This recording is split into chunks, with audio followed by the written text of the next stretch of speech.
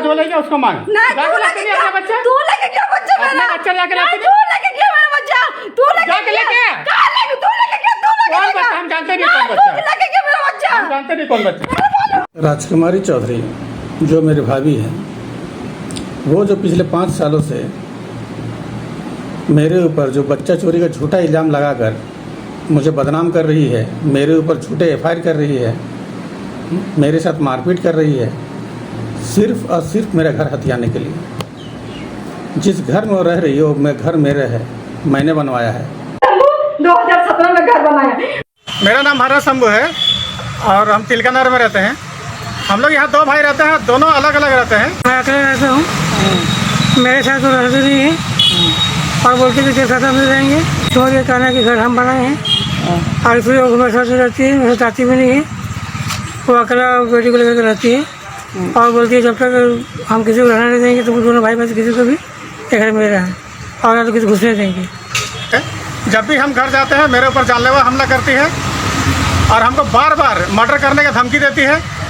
और जब उससे भी नहीं बंद भरता है तो अपने आप को रूम में बंद करके बोलती है तुम लोग नहीं भागे तो हम आत्महत्या कर लेंगे।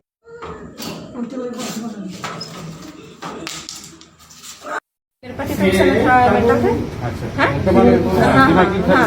तो सर जब ये लोग 2021 में सर बच्चा मेरे को माँ घर में थे, इन लोग बुलाए यहाँ पे आए सर। मेरा एक छोटा देवर आया था और एक शंभू चौधरी, ये तीनों इनका ते था। यहाँ से बच्चा लेके बिल्कुल दुकान लेके जा रहे, वहाँ से वो बाइक में बैठा के बच्चा को लेके भाग गए। लोग उत्तर प्रदेश ले गए, अभी तक नहीं लाए। केस अब पांडा सर से भी पूछ सकते हैं और डीएसपी सर से भी, हम डीएसपी सर से भी मिल के आए हैं सर।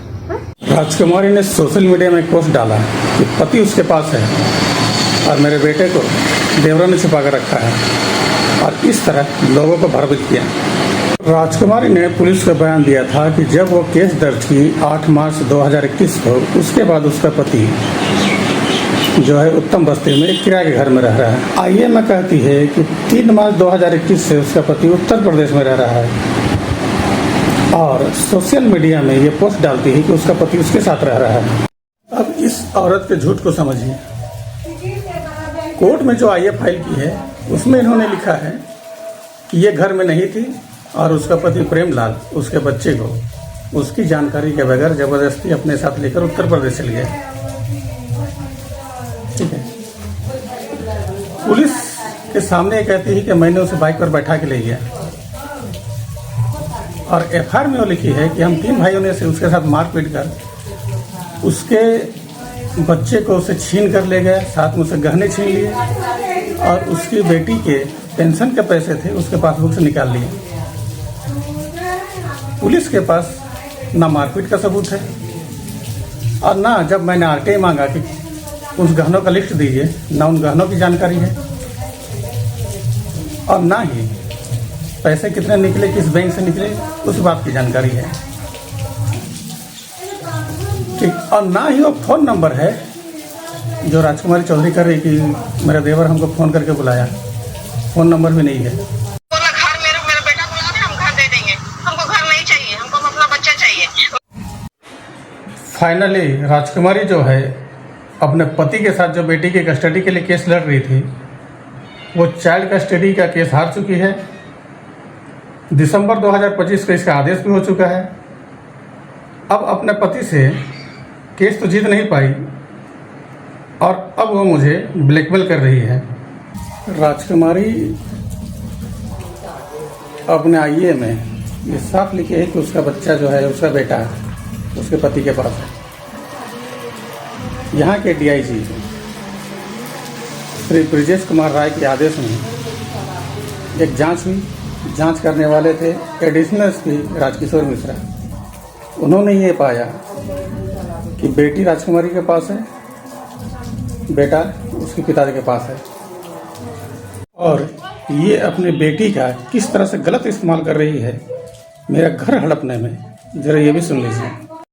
आपको ये नहीं पता, मुंगू का सबसे बड़ा हथियार मेरा बेटी है लेगा। वो 10 न्यूज भी छोड़ेगा ना, 10 महिला भी आएगा ना, तो एक बार के लोग बेटी को देखेगा और मेरे को देखेगा, उसके बाद ही करेगा। मैं आपके चैनल के माध्यम से सभी लोगों को ये बताना चाहता हूँ कि इसको मेरा घर रहने के लिए नहीं चाहिए, इसको मेरा घर चाहिए अपनी आईएएस को खुलकर करने के लिए। मैंने एक बार पुलिस के उच्च अधिकारियों के मध्यस्थता करने पर अपने घर का एक कमरा दिया था। शर्त ये थी कि अपने पति के साथ रहेगी, शांति से रहेगी, मुझे कोई डिस्टर्ब नहीं करेगी और घर में सीसीटीवी कैमरा लगेगा। यह औरत पूरा समझौते को मानने से इनकार की, पति के साथ रहने से या फिर पति को अपने साथ रखने से इनकार की। मेरे घर में सीसीटीवी कैमरा लगाने नहीं दी और जब मैं कैमरे लगाने की कोशिश की तो मेरे ऊपर और 2 एफआईआर हुए और दोनों झूठे। दोनों एफआईआर में झगड़ा का कारण बच्चे को बताया गया है, जबकि ये इससे 2 बार पहले भी एफआईआर कर चुकी थी, कारण बच्चे को ही बताया था। 2021 जुलाई अगस्त में ये दोनों पति पत्नी बेटे के लिए चाइल्ड कस्टडी केस लड़ रहे थे। आप समझिए कि एक बेटी इसके पास है, बेटा पति के पास है, दोनों चाइल्ड कस्टडी के केस लड़ रहे हैं। ये बात थाने को ही पता थी। उसके बाद थाना में एफआईआर दर्ज हुए, इल्जाम में लगा कि मैंने इसके बेटे को छिपा कर रखा है। जरा सोचिए, कोर्ट में चाइल्ड कस्टडी केस चल रहा है उसी बेटे के लिए और ये जाकर थाना में केस करती है। थाना को ही पता, थाना केस रजिस्टर्ड भी करता है। तो आप समझिए कि थाना किस तरह से इसको सपोर्ट कर रहा है। एक ऑडियो और सुनिए। हम परमिशन से ताला तोड़े हैं, बिन परमिशन का ताला नहीं तोड़े। सोच रहे थे हम कुछ कर नहीं पा रहे हैं, उसका दिमाग उसका खुद का शासन में भी नहीं है।